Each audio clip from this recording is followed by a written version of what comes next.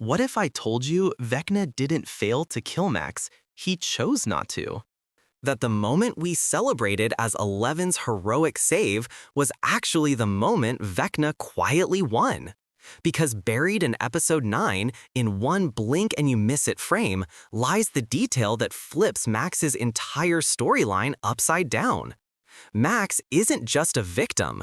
She's the key Vecna needs to finish everything he started. And the moment she opens her eyes again, Stranger Things changes forever.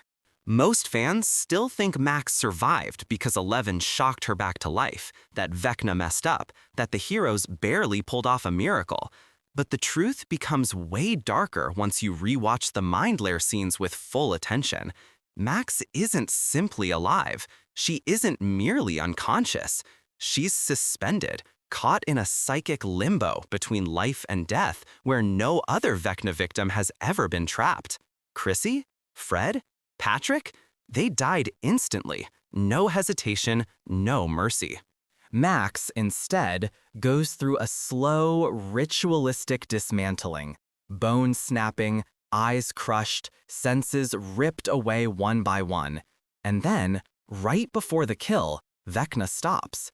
He hesitates. He lets Eleven intervene. He doesn't finish the ritual. He doesn't strike the final blow. And that tiny pause is the first clue that Max was never a failed kill. She was the real ritual. Inside the Mind Lair, everything Max sees comes from her own memories. Billy, the cemetery, the guilt, the fear of being trapped. And here's the insane part. Max is the only victim who doesn't lose control of her mind. She fights back. She changes the environment. She forces the Mind Lair to collapse simply by admitting she's scared. Chrissy spiraled into panic. Fred drowned in guilt. But Max confronts her darkest emotion and pushes back so hard that she breaks the psychic illusion. That resistance makes her mind different, stronger, more structured, more stable. And stability is exactly what Vecna has never been able to create. Think about the upside down for a second. A frozen world stuck in 1983, full of static memories, no emotional energy, nothing evolving. Vecna has been trying to fuse human minds into his hive for years, but every victim dies too fast. Their memories shatter, their emotions evaporate, and their consciousness collapses. Max is the first mind that doesn't. Her emotional energy doesn't break, it strengthens. It reshapes the Mind Lair, and Vecna realizes he can use that, not by killing her, but by trapping her between worlds, anchoring himself to her emotions. And then comes the biggest clue. Max dies for exactly 1 minute, and that's the moment the 4 gates instantly complete. Not Chrissy's death, not Fred's, not Patrick's. Only Max triggers the final tear across Hawkins. That's because Max isn't just the 4th sacrifice. She is the final key.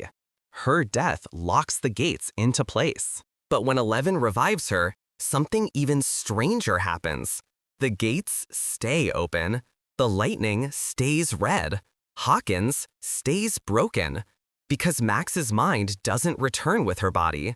Eleven brings her back physically, but her consciousness remains trapped in the void. Max becomes something totally new. A live-in shell with a psychic door left open. A living gateway host. A human antenna broadcasting trauma, guilt, memory, and fear. All the emotional energy Vecna feeds on. And here's the detail almost everyone misses. When Eleven tries to find Max in the void, she can't. Max isn't gone, she's blocked, hidden behind something, occupied by something. Eleven doesn't say she isn't there, she says I can't find her. That wording matters. It implies interference, a presence standing between Max and Eleven. In Season 5, that presence will be Vecna. And if you look closely, the clues have already started. The vines spread faster after Max falls. The upside-down storms get darker the weaker she becomes. Will feels Vecna more intensely whenever he's near Max's hospital bed, like her body is amplifying Vecna's signal. Max's brain activity spikes at the exact moments Will senses Vecna. That's not a coincidence. That's a connection.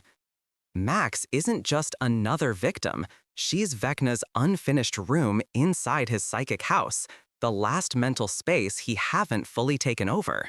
Vecna's vision for the future, his new world, his hive mind, his twisted empire, requires a stable emotional core. Max provides exactly that. Her mind is packed with trauma, guilt, fear, loneliness, unresolved grief. She is a goldmine of emotional energy. She is the only victim whose memories stayed intact after the attack. That makes her a perfect vessel. Vecna didn't pick Max at random.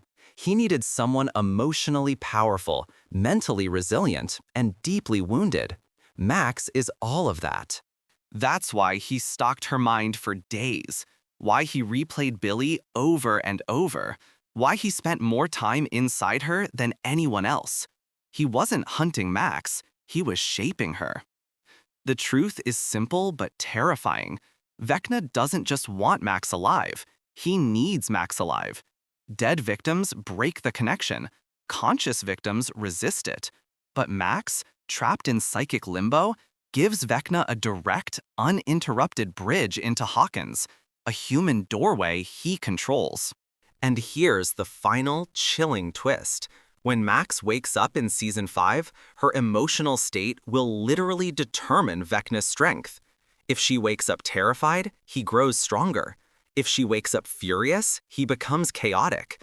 If she wakes up numb, hopeless, empty, Vecna becomes unstoppable, because her emotions will shape his power. Max isn't the victim of Season 4, she's the weapon of Season 5, the human anchor, the emotional battery, the living gateway Vecna constructed on purpose. And when her eyes finally open again, that's the exact moment Vecna truly returns.